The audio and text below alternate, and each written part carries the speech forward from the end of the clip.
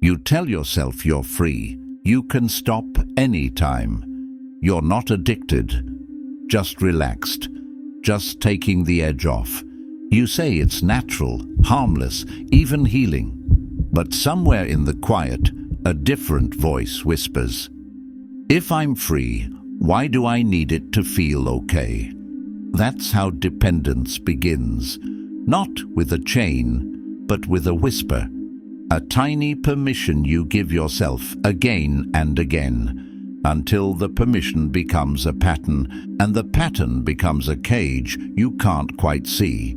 We call it peace, but it's sedation.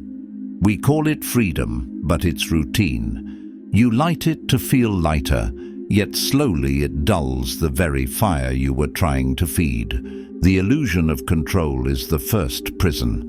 It convinces you that comfort equals freedom and escape equals healing.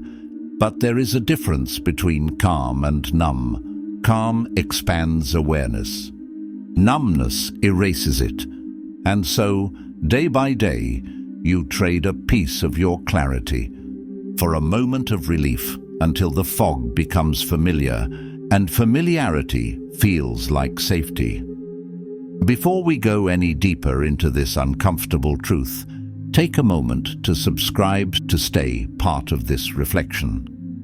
Share this video with someone who's trying to find their balance again, because in the final part of this journey, we'll uncover the single insight that can break the chain for good. Not by rejecting the habit, but by reclaiming the mind behind it. Now, let's look at where the dependence truly begins. Dependence rarely begins as a trap. It begins as comfort, a little calm after a long day, a small escape from noise and thought. But repetition turns comfort into need. Need turns into identity. And before long, you don't light it because you want to. You light it because you can't imagine yourself without it. The invisible cage isn't built of smoke. It's built of belief. I deserve this. It helps me relax. It's better than other things. These are not lies. They're half-truths. And half-truths are the strongest chains, because they keep you defending the very thing that's quietly undoing you. You begin to orbit around it. Your moods, your focus, your peace. It becomes the axis around which your day spins. Slowly, it rewires your reward system. The mind stops reaching for depth and starts reaching for the shortcut. What once opened you to creativity now narrows your awareness to comfort alone. You start avoiding the rawness of reality, the sharp edges of silence, the discomfort of presence. But here's the paradox.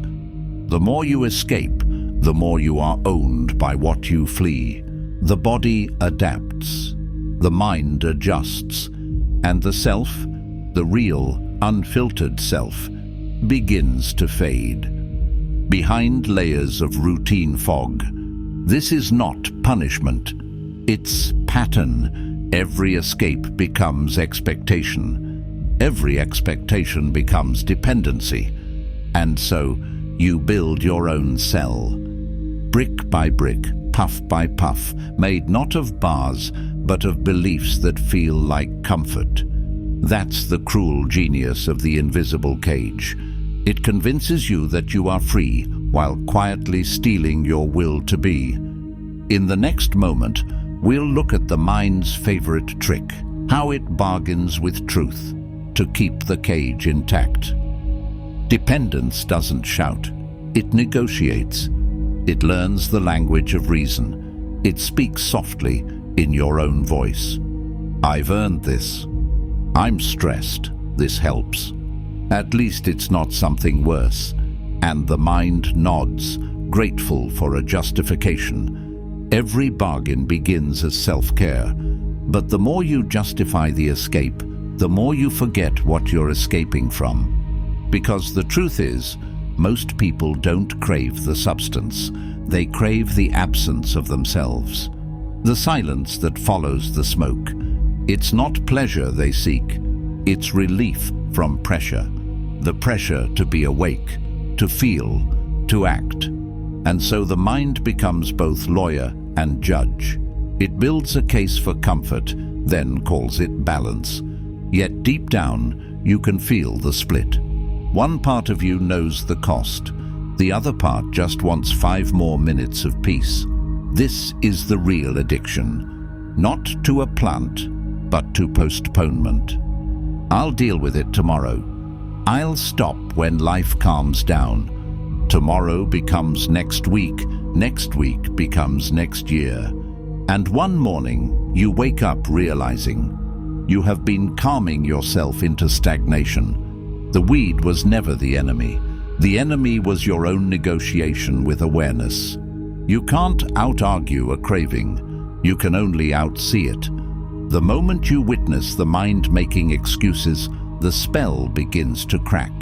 That is the first act of freedom. Not saying no to the substance, but saying yes to the silence that follows truth. In the next part, we'll look at what these bargains truly cost. Not in money or time, but in sensitivity, purpose, and depth. There is a price for every escape, but this one doesn't come in money. It comes in sensitivity. At first, the world only blurs a little. Colors fade slightly, edges soften. But over time, something deeper dulls. The ability to feel fully. Music stops piercing your chest. Sunlight feels distant, like you're watching life through glass. The laughter of friends becomes background noise. You begin to exist, but no longer live. That's the quiet cost of numbness. It steals not your thoughts, but your thirst. The mind still works, the heart still beats, but the pulse of wonder slows down. You start seeking intensity to replace intimacy, stimulation instead of sensation. Everything begins to flatten into fine. Days blur into one long afternoon. Goals lose their gravity, and even dreams seem polite, muted, safe. Dependence doesn't destroy you violently. It erases you gently. You stop creating, not because you can't, but because nothing feels urgent anymore. The spark that once made you curious, restless, alive, now sleeps under a blanket of smoke. And the tragedy is not that you've changed. It's that you've forgotten what unfiltered life felt like.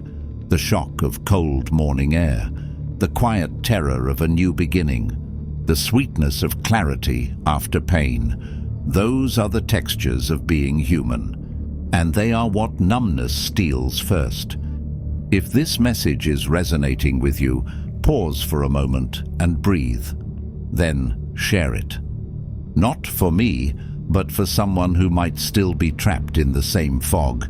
Let's awaken together. In the next part, we'll explore the shift. The moment when numbness becomes awareness, and awareness becomes liberation. One day, something inside you stirs. It's quiet, barely noticeable. A flicker of awareness between the smoke and the silence. You realize the high isn't lifting you anymore. It's holding you still. And that stillness, once peaceful, now feels like stagnation. You start to see the pattern, not as comfort, but as confinement disguised as calm. And in that seeing, something shifts. It's not guilt, it's recognition. The fog doesn't vanish, it thins.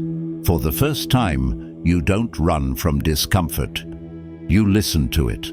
Beneath every craving, you hear a whisper, "I want to feel alive again." That is not weakness. That is the return of your will. Awareness doesn't come with thunder.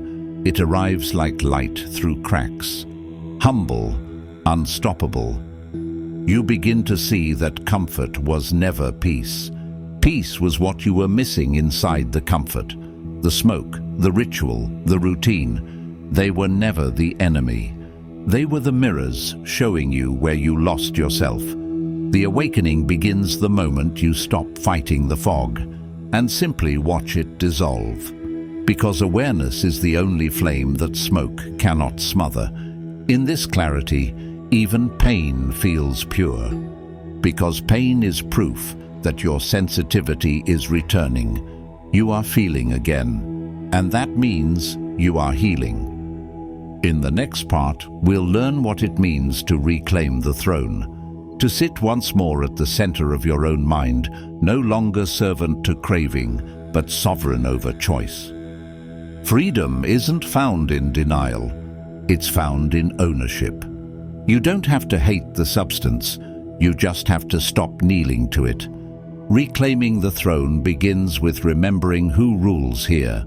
Your awareness, not your appetite.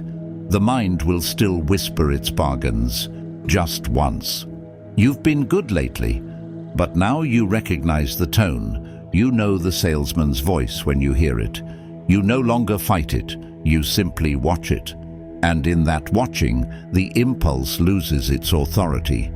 You've taken the seat back from habit. Control isn't about rigidity, it's about relationship. You don't conquer the craving, you understand it, you listen to it, and then you choose differently. That's what mastery feels like. Not repression, but awareness steady enough to choose. Every time you resist the pull, the muscle of will strengthens. Every moment of clarity reclaims territory from the fog. The throne isn't out there. It's right here, behind your eyes, where choice begins. You start living not reactively, but responsively. You stop seeking calm in smoke and start finding it in silence.